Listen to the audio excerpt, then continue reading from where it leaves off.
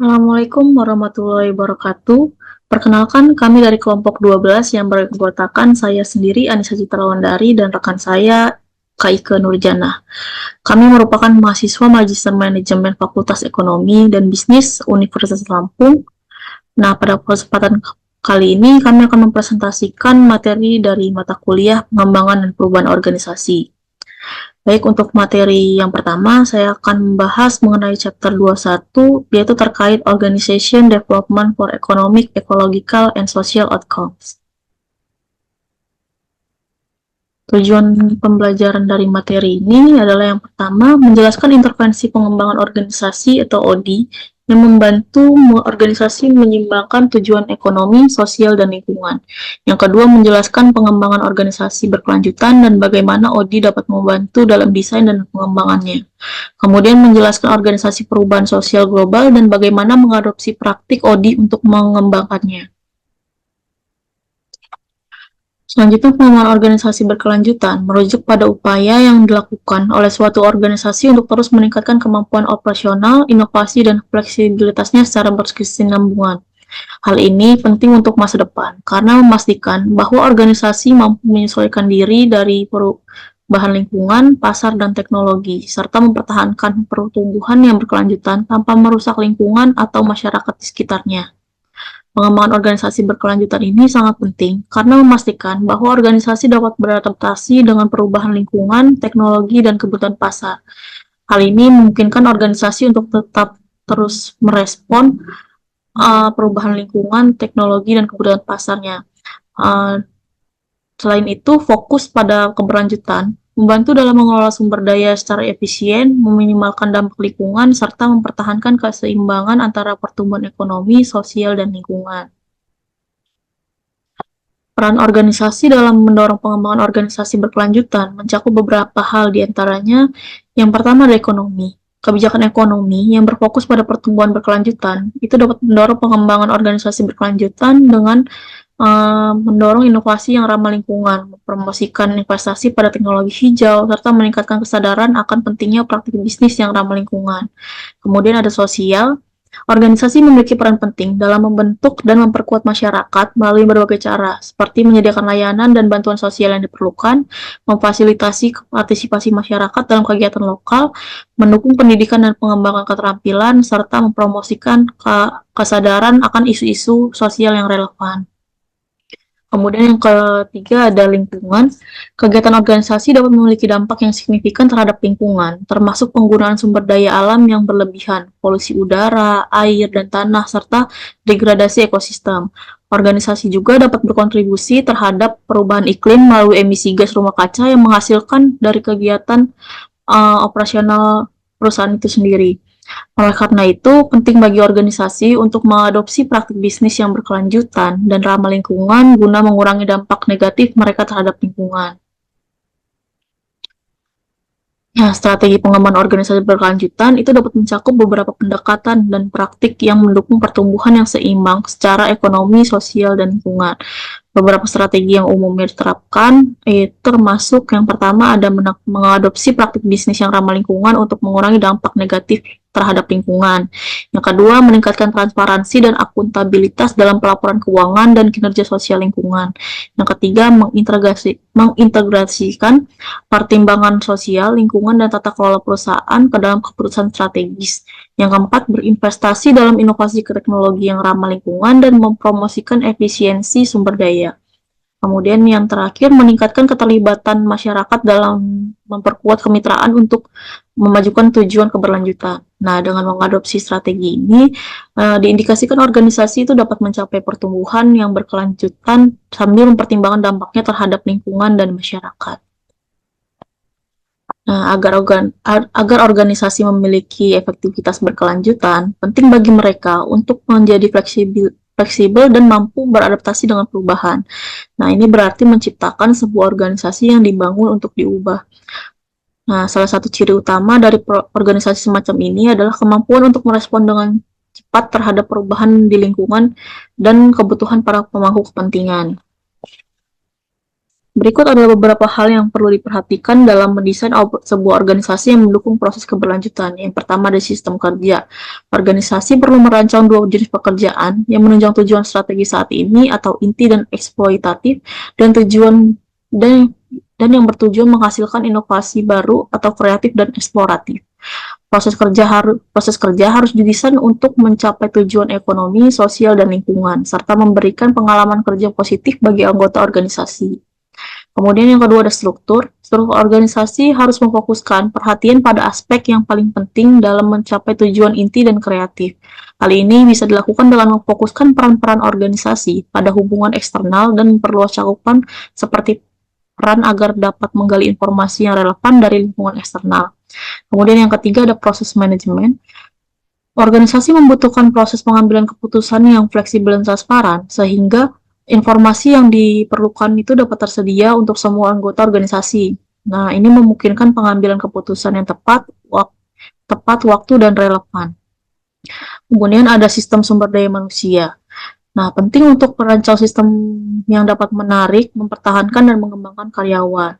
Jadi bisa dilakukan dengan menawarkan berbagai jenis pengaturan kerja yang fleksibel dan mempertimbangkan kebutuhan individu. Sistem penghargaan juga harus didesain untuk mendukung tujuan triple bottom line dan memotivasi perubahan yang diperlukan dalam organisasi.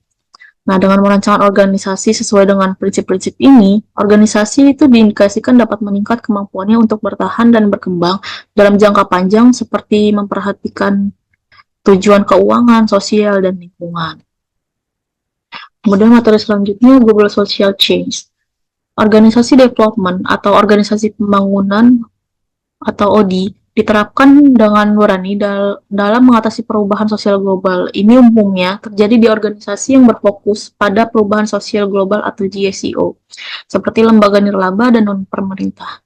Nah, GSCO ini bergerak di tingkat lokal untuk membantu komunitas untuk mengatasi masalah penting seperti pengangguran, ketimpangan sosial, pembangunan berlanjutan, tunawisma, kelaparan, penyakit, dan masalah lingkungan. Nah, di seluruh dunia, GSCO aktif terutama di negara-negara berkembang, contohnya termasuk berbagai organisasi seperti World Conservation Union, Kids Global Outreach Foundation, Nature Conservancy, Mountain Forum, dan Koalisi Asia untuk Reformasi Agraria dan Pembangunan Pedesaan. Nah, banyak praktik dalam GSCO ini memiliki latar belakang dalam pembangunan organisasi atau PO, dan telah menyesuaikan keterampilan mereka untuk situasi politik yang kompleks. Mereka membantu menciptakan dan mengembangkan GSCO menggunakan OD sebagai alat untuk menciptakan perubahan sosial yang diinginkan. Nah, organisasi yang berfokus pada perubahan sosial global atau GSCO berupaya untuk menciptakan perubahan yang berkelanjutan di komunitas dan masyarakat. Ini melibatkan perencanaan terencana yang melibatkan banyak praktisi serta berpartisipasi aktif dari berbagai pemangku kepentingan. Salah satu pendekatan yang digunakan adalah teknologi pemberdayaan. Perubahan yang direncanakan biasanya mencakup 3 kegiatan utama. Yang pertama ada membangun organisasi lokal. Membangun organisasi lokal ini fokus utama dari GSCO. Namun dalam proses ini seringkali terjadi bahwa anggota GSCO tidak menyadari kebutuhan akan pengembangan internal karena fokus pada perubahan lingkungan. Praktik pembangunan organisasi membantu GSCO dengan memusatkan perhatian pada nilai-nilai untuk menciptakan visi yang jelas, mengelola konflik internal, dan menghadapi masalah kesuksesan. Kemudian yang kedua ada menciptakan hubungan horizontal. Ini merupakan langkah penting dalam membangun proyek perubahan sosial karena ini melibatkan kerjasama antara organisasi lain yang memiliki tujuan dan pandangan yang serupa. Pembentukan organisasi pendukung juga penting dalam memperkuat hubungan ini. Kemudian yang ketiga ada mengembangkan keterikatan vertikal. Ini merupakan upaya untuk membangun saluran komunikasi yang berpengaruh dengan pemangku kepentingan di tingkat pemerintah dan kebijakan. Keputusan-keputusan di tingkat ini seringkali mempengaruhi keberhasilan kegiatan GSCO. Nah, dengan membangun catatan keberhasilan yang kuat dan menjalin hubungan yang baik, GSCO dapat memperkuat pengaruhnya dalam proses pengambilan keputusan. Dengan pendekatan yang terkoordinasi dan berfokus pada kerjasama, GSCO dapat mencapai tujuannya dalam menciptakan perubahan sosial yang positif dan berkelanjutan di komunitas dan masyarakat. Nah, selanjutnya ada studi kasus mengenai perubahan sosial dan lingkungan di LDI Afrika. Landmark Development Initiative atau LDI Afrika adalah perusahaan sosial nirlaba yang fokus pada pengembangan kapasitas perusahaan dan pemasaran di Afrika.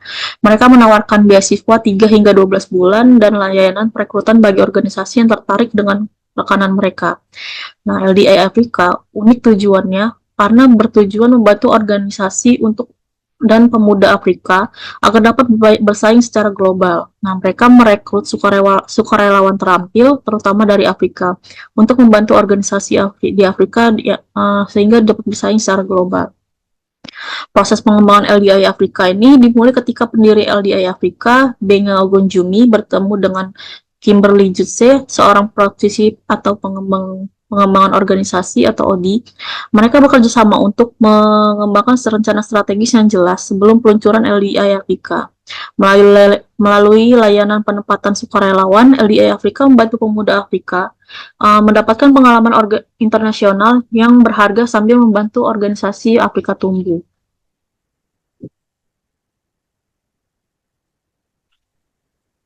Kemudian pengembangan strategi dampak sosial LDI Afrika itu melibatkan kerjasama antara Benga atau pendiri dan CEO LDI Afrika dan Kimberly atau praktisi ODI. Meskipun terjadi beberapa perbedaan pendapat, mereka berhasil mencapai kesepakatan melalui komunikasi terbuka dan jujur. Setelah strategi dampak sosial selesai, mereka berfokus pada pendanaan awal dan pembentukan dewan direksi. Benga dan Kimberly bekerja sama untuk mengembangkan kemitraan dan organisasi Afrika lainnya untuk mendukung program fellowship LDI Afrika. Nah, selama proses tersebut, Kimberly memberikan dukungan dan pelatihan kepada Benga untuk mengembangkan dewan direksi dan negosiasi kemitraan.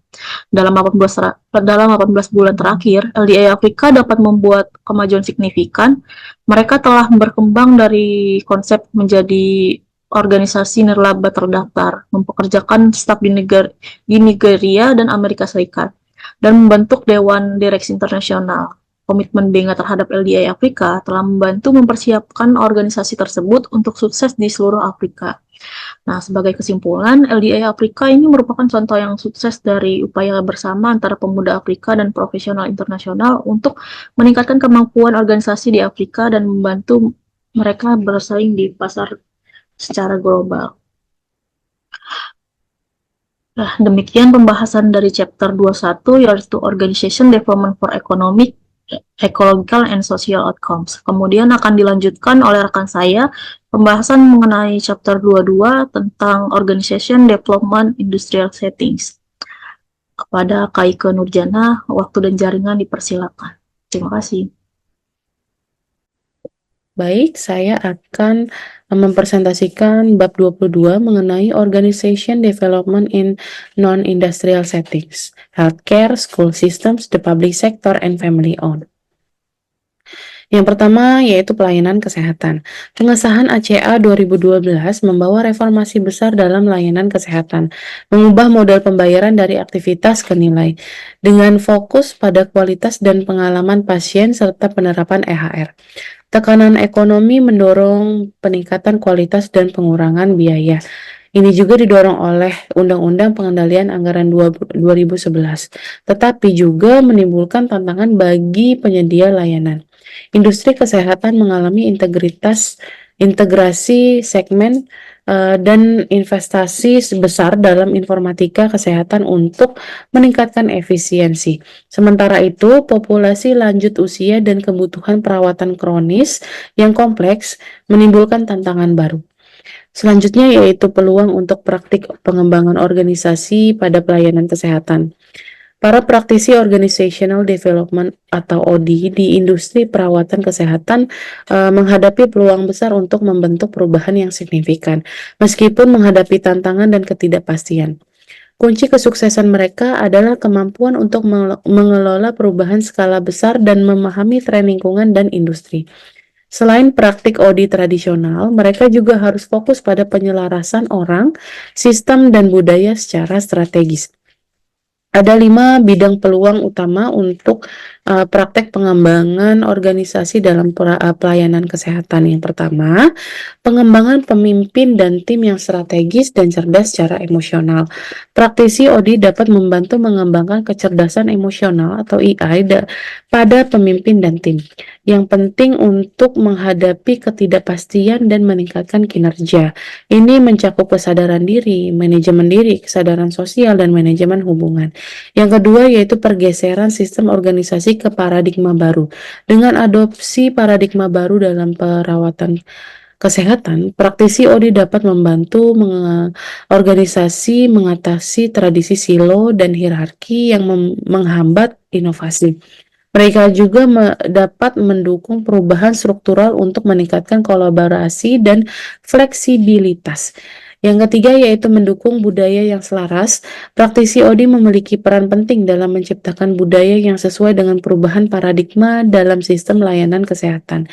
Ini juga mencakup menekankan nilai-nilai seperti layanan pelanggan, kolaborasi, dan pembelajaran, serta membantu organisasi beradaptasi dengan perubahan peran dan teknologi.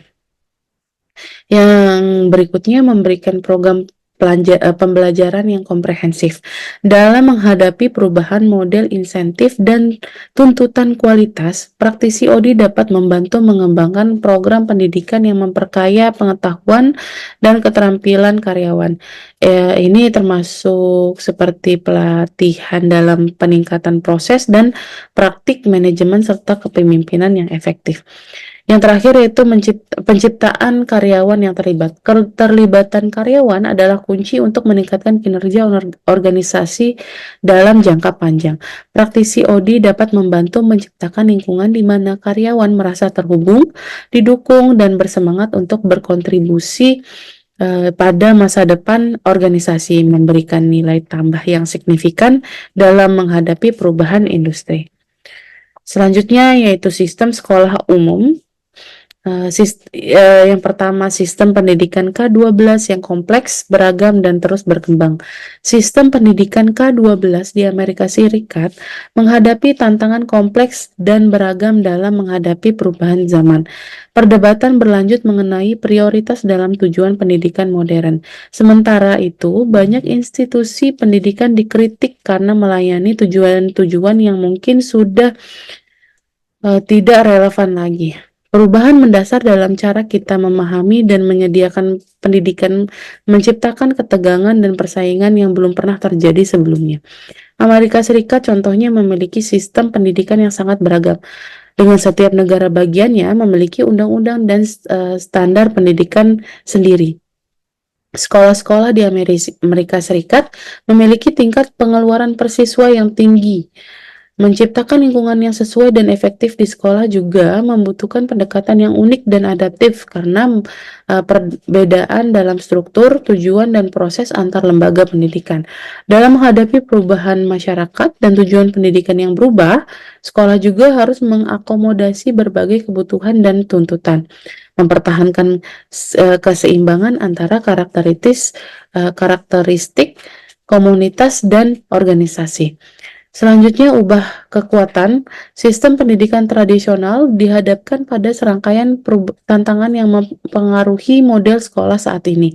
Perubahan dalam komunikasi dan pembelajaran, evolusi tempat kerja, dan keterampilan yang dibutuhkan. Peningkatan keberagaman siswa, persaingan yang semakin ketat, dan masa-masa ekonomi yang sulit adalah beberapa faktor utama yang mempengaruhi dinamika pendidikan.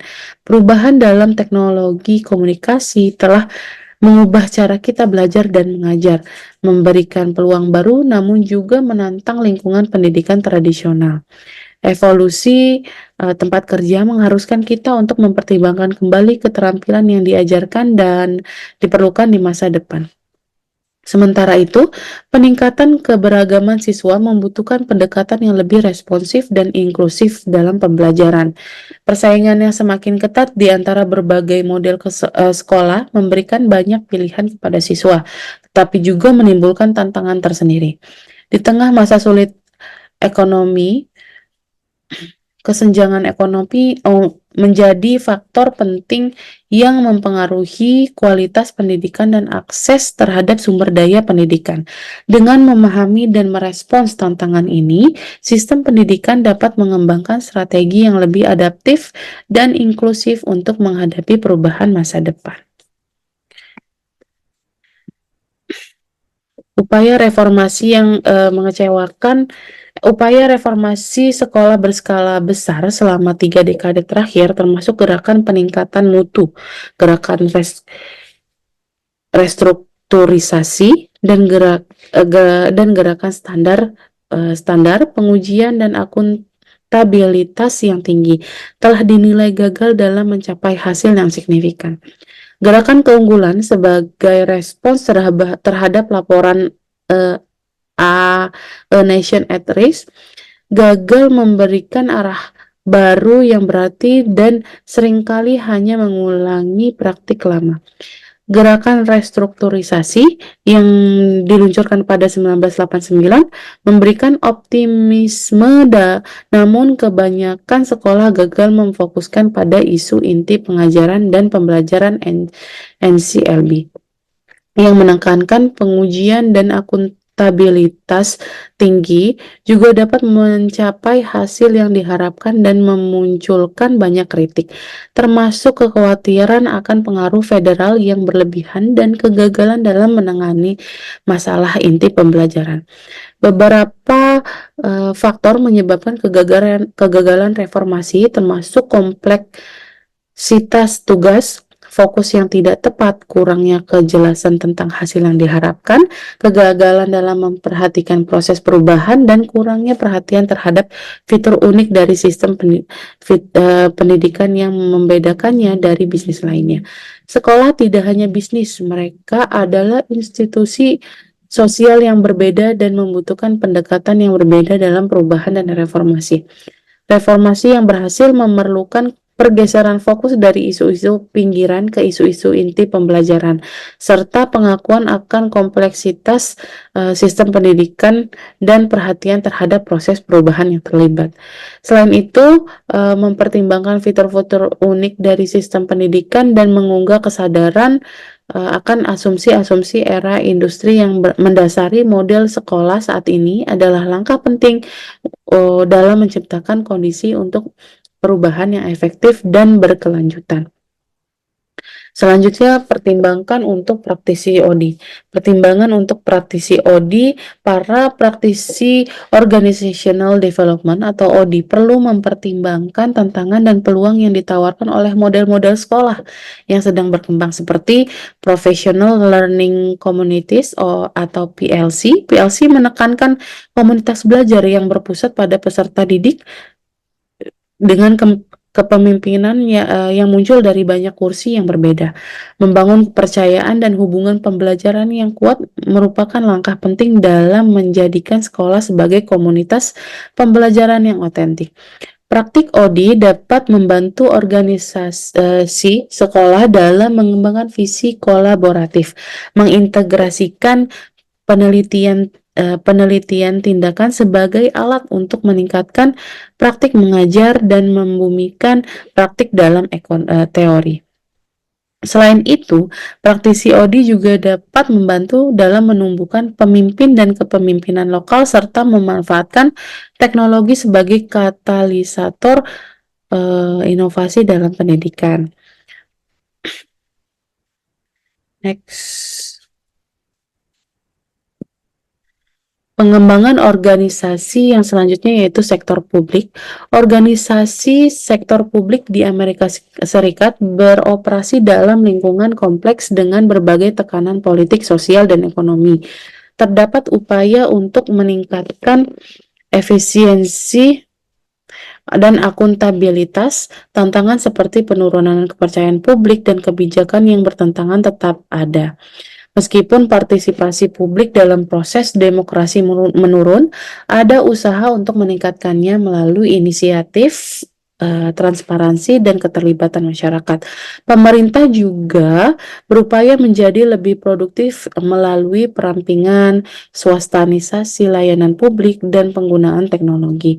Penerapan prinsip organizational development atau OD semakin umum di sektor publik meskipun menghadapi tantangan unik seperti lingkungan politik yang kompleks. Intervention OD dilakukan di antara berbagai pemangku kepentingan dengan pengakuan terhadap perbedaan antara sektor publik dan swasta serta implikasinya dalam konteks pemerintahan. Selanjutnya yaitu penelitian dan inovasi terbaru dalam pengembangan organisasi sektor publik. Penelitian dan inovasi terbaru dalam pengembangan organisasi sektor publik menunjukkan bahwa intervensi organizational development atau OD berhasil meskipun dihadapi tantangan lingkungan politik dan organisasi yang kompleks. Aplikasi OD di sektor publik memberikan dampak positif termasuk peningkatan iklim organisasi, efektivitas pemimpin, dan penurunan pergantian karyawan. Berbagai intervensi OD seperti program pembelajaran organisasi, pendekatan keterlibatan tinggi, dan restrukturisasi telah digunakan untuk mencapai hasil ini. Selain itu, penghargaan dan inisiatif seperti National Innovations in American Government Awards and Majors Challenge juga mendorong inovasi dalam sektor publik. Membandingkan sektor publik dan sektor swasta. Yang pertama, organisasi sektor publik dan swasta memiliki perbedaan dalam nilai dan struktur. Dengan organisasi publik itu berfokus pada kepentingan publik melalui pengesahan undang-undang dan kebijakan. Yang kedua yaitu proses pengembalian keputusan di sektor publik menjadi kompleks dan tersebar karena banyaknya pengambil keputusan seperti fragmentasi pemerintah yang mempersulitnya. Yang ketiga, akses pemangku kepentingan di sektor publik lebih luas, termasuk partai politik, serikat kerja, dan masyarakat umum yang memperumit proses pembuatan keputusan dan implementasinya. Yang keempat, hubungan antar pemerintah dalam organisasi publik menimbulkan tantangan koordinasi dan kekuasaan di berbagai tingkat pemerintahan yang perlu dikelola secara hati-hati dalam intervensi pengembangan organisasi. Yang terakhir, pemahaman akan perbedaan antara domain politik dan administratif serta pengakuan terhadap arena politik di mana organisasi publik beroperasi. Penting untuk berhasil menerapkan program dan teknik OD. Yang selanjutnya yaitu bisnis keluarga. Sistem bisnis keluarga adalah organisasi di mana kepemilikan dan atau kendali manajemen berada di tangan keluarga. Beberapa bisnis keluarga mempekerjakan manajemen profesional, tetapi keluarga pendiri masih memiliki pengaruh signifikan dalam pengambilan keputusan perusahaan. Meskipun demikian, nilai dan visi keluarga pendiri dapat tetap menjadi kekuatan yang kuat dalam perusahaan. Seperti dalam kasus Johnson & Johnson, bisnis keluarga memiliki beberapa keunggulan kompetitif potensial seperti loyalitas karyawan yang tinggi, kemampuan fleksibilitas organisasi, orientasi jangka panjang, dan kemampuan untuk menjaga informasi bisnis. Selanjutnya, sistem bisnis kepemilikan dan keluarga. Bisnis keluarga menawarkan keuntungan kesatuan tujuan antara pemilik dan manajemen yang seringkali kurang terlihat dalam bisnis publik karena biaya keagenan.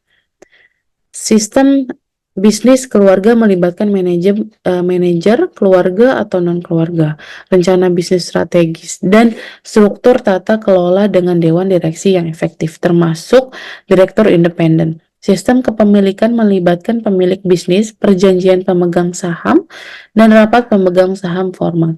Selain itu, sistem keluarga mencakup rencana usaha, dewan keluarga, dan struktur tata kelola yang memfasilitasi diskusi tentang kepemilikan, partisipasi keluarga dalam bisnis, komunikasi dan pendidikan keuangan.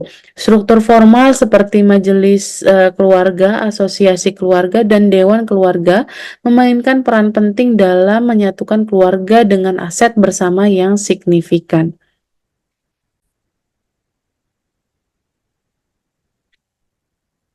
Tahapan perkembangan bisnis keluarga. Meskipun bisnis keluarga menghadapi tantangan dalam transisi kepemilikan generasi, statistik menunjukkan bahwa resiko kepunahan juga dihadapi oleh perusahaan non-keluarga. Tantangan utama dalam transisi generasi melibatkan pemisahan peran bisnis, kepemilikan, dan keluarga yang bisa menimbulkan konflik jika tidak dikelola dengan baik. Konflik dapat muncul jika penerus dihadapkan untuk mengikuti gaya kepemimpinan pendiri yang berbeda. Pengambilan keputusan dan tata kelola menjadi kompleks ketika saudara-saudara memiliki bisnis bersama, terutama jika tidak semua pemilik terlibat dalam manajemen bisnis. Konflik juga bisa timbul dalam pembagian laba, dividen, dan investasi kembali. Perencanaan matang dan pengembangan hubungan kepercayaan dalam keluarga diperlukan untuk menghindari konflik yang berkepanjangan. Selanjutnya, proses perencanaan paralel adalah pendekatan di mana keluarga yang memiliki aset berharga seperti bisnis mengintegrasikan perencanaan bisnis dengan perencanaan keluarga. Ini memungkinkan mereka untuk mempertahankan ikatan keluarga sambil mengembangkan visi bersama untuk bisnis mereka. Proses ini melibatkan pengembangan rencana perusahaan keluarga dan rencana strategis bisnis secara bersamaan, sehingga memastikan bahwa kebutuhan dan aspirasi keluarga diakomodasi dalam strategi bisnis yang ditetapkan. Selanjutnya ada nilai. Model sistem bisnis keluarga menekankan pentingnya nilai-nilai inti yang dipegang oleh keluarga dalam mengintegrasikan sistem bisnis dan keluarga. Nilai-nilai ini mempengaruhi cara keluarga membuat keputusan terkait bisnis dan menggambarkan perbedaan antara perusahaan keluarga dan non-keluarga. Sistem nilai yang mengutamakan keluarga cenderung memprioritaskan stabilitas hubungan dan privasi, sementara sistem nilai yang mengutamakan bisnis cenderung lebih fokus pada resiko, hasil, dan transparansi. Dalam bisnis keluarga, dilema nilai bisa menjadi pusat dari konflik internal dan eksternal. Praktisi pengembangan organisasi sering dihadapkan pada tugas memahami dan menangani isu-isu yang timbul dari interaksi kompleks antara nilai-nilai keluarga dan keputusan bisnis. Selanjutnya ada isu-isu kritis dalam bisnis keluarga. Transisi generasi dalam bisnis keluarga melibatkan kompleksitas interaksi antara subsistem keluarga, kepemilikan, dan bisnis. Perubahan ini harus mempertimbangkan dari kondisi saat ini, transisi, dan masa depan. Konflik sering terjadi karena dilema nilai antara hubungan keluarga dan keuntungan bisnis, serta dalam pengalihan kepemimpinan dan pemilihan pemimpin baru. Meskipun sulit, perencanaan strategis dan intervensi organisasi dapat membantu mengatasi tantangan ini dengan evaluasi terus-menerus untuk memastikan kesinambungan bisnis keluarga. Baiklah, demikian presentasi dari kami. Lebih kurangnya mohon maaf.